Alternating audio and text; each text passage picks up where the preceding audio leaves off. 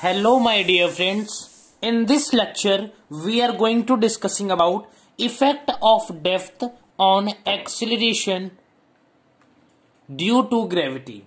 Effect of depth on acceleration due to gravity, इसको हम लोग इफेक्ट ऑफ डेप्थ के नाम से भी जानते हैं।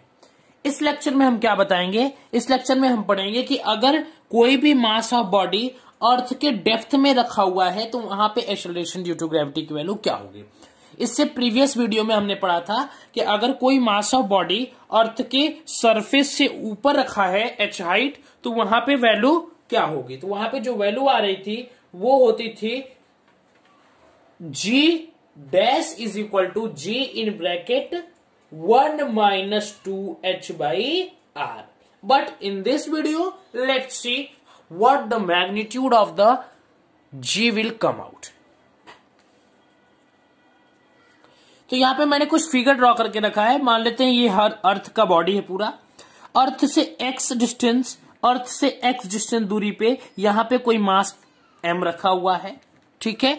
ये मास m इस पर्टिकुलर, ये जो है हमारा r इज द रेडियस, ये पूरा रेडियस है, लेकिन इससे x डिस्टेंस पे यहां पे एक मास m है, ठीक है। तो ये टोटल लेंथ क्या हो जाएगा, ये वाला लेंथ हो जाएगा r माइनस एक्स। क्या हो जाएगा, r माइनस एक्स। तो लिखते हैं हम लोग, लेट द वैल्यू ऑफ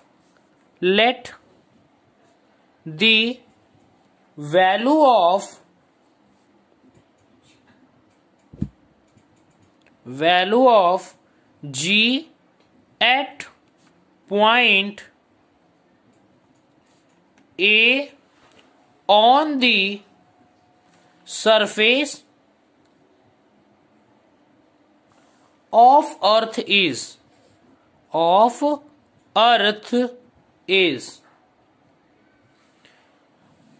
अगर कोई मास m अर्थ के सरफेस पे रखा हुआ है तो वहां पे एक्सेलरेशन ड्यू टू ग्रेविटी की वैल्यू क्या आती है बेटा, वहां पे gravity acceleration due to gravity की वैल्यू होती है g is equal to g capital m by r square, where m is the mass of the earth and r is the radius of the earth. तो इसको हम लोग इस तरह भी लिख सकते हैं, 4/3 पाई g कैपिटल R रो। अब बोलोगे सर ये कैसे हो गया, तो देखिए हम लोग यहां मास की जगह क्या लिख सकते हैं, डेंसिटी इंटू वॉल्यूम। तो डेंसिटी इंटू वॉल्यूम और g वैसे ही रह गया। देखिए यहां पे अगर हम यहां पे बताने की कोशिश करूं तो मास इज इक्वल टू क्या लिख सकते हैं, डेंसिटी इंटू वॉल्यूम। वॉल्यूम क्या होता है, mass is equal to density into volume क्या है, 4/3 पाई r क्यूब, ठीक है। और g तो ऐसे ही रहेगा, g तो क्या रहेगा, ऐसे ही रहेगा। तो यहां पे g को आप ऐसे ही लिख दीजिए, अपॉन r स्क्वायर को r स्क्वायर लिखिए। ये r स्क्वायर r क्यूब से कट जाएगा तो यहां पे क्या बचेगा, सिर्फ r बचेगा, ठीक। अब ये देखिए तो इसकी वैल्यू क्या हो जाएगी, 4/3 pi r g rho. That is right written by here. Any confusion. अब देखिए लेकिन मान लेते if g dash is the acceleration due to gravity, acceleration due to gravity at depth x at point B,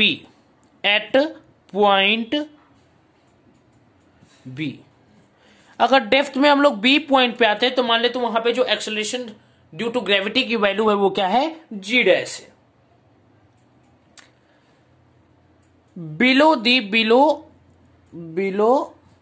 the earth surface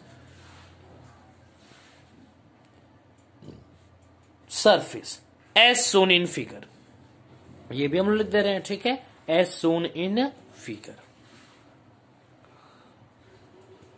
तो यहां पे g dash की value क्या हो जाएगी, g m dash upon r minus X का whole square, क्योंकि यहाँ पे ये डिस्टेंस कितना है, यहाँ पे ये वाला distance R minus X. Total कितना था आर, ये इतना डिस्टेंस कितना है एक्स, तो ये वाला डिस्टेंस क्या हो जाएगा आर माइनस एक्स हो जाएगा कि नहीं हो जाएगा। देखिए टोटल ये क्या है आर, ये इतना डिस्टेंस क्या है एक्स, तो हमें अगर इतना डिस्टेंस से निकालना है तो क्या होगा टोटल आर में से ये वाला एक्स माइनस करते ये डिस्टेंस आ जाएगा आर माइनस एक्स।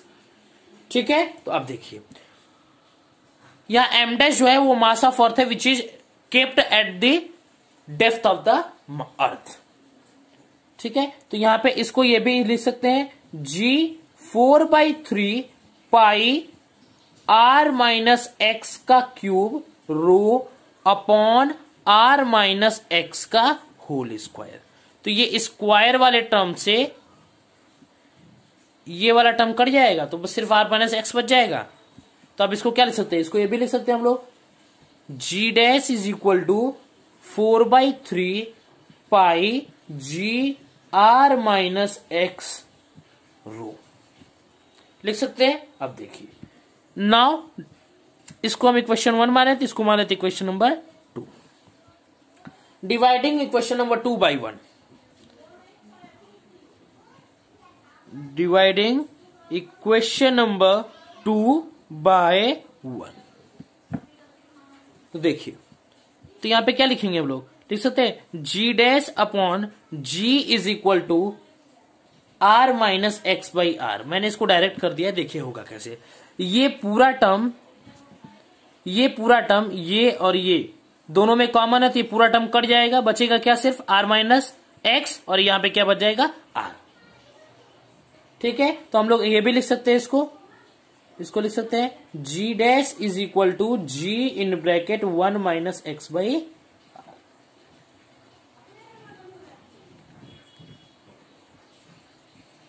तो G dash is equal to G in bracket 1 minus X by R. ठीक है बेटा, यहां तक किसी को कोई प्रॉब्लम। अब देखिए आगे देखिएगा, मान लेते it follows that as we go depth G then it follows that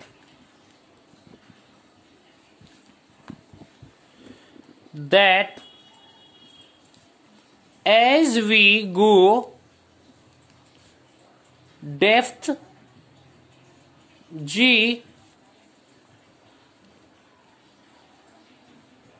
for value of g at center, for value of g at center of earth, at center of earth we have x is equal to r, then we can write g dash is equal to g in bracket 1 minus r by r is equal to 0, क्योंकि x equal to are हो जाएगा तो r by ये वाला term 0 हो जाएगा, तो g into 0 करने पे क्या आएगा g डैश की वैल्यू 0। अगर कोई मास ऑफ बॉडी सेंटर पे रखी होती है तो वहां पे जो ग्रेविटी की वैल्यू होती है वो क्या होती है 0। क्या होती है बेटा 0 होती है। वही बात यहाँ पे क्लासिफाई करने की कोशिश की गई है। बहुत बच्चे पूछ रहे हैं कि सर ये वाला टर्म इस बार समझा दीजिए एक बार कि ये R minus X upon R कैसे आया है, तो इसको भी देख लीजिए एक बार, यहाँ पे बताने की मैं कोशिश कर रहा हूं। देखिए बेटा ये था डिवाइडिंग 2 by 1, तो फर्स्ट सेकेंड इक्वेशन क्या है, सेकेंड इक्वेशन है 4/3 pi G in bracket R minus X rho, और इसको फर्स्ट इक्वेशन क्या था 4/3 पाई जी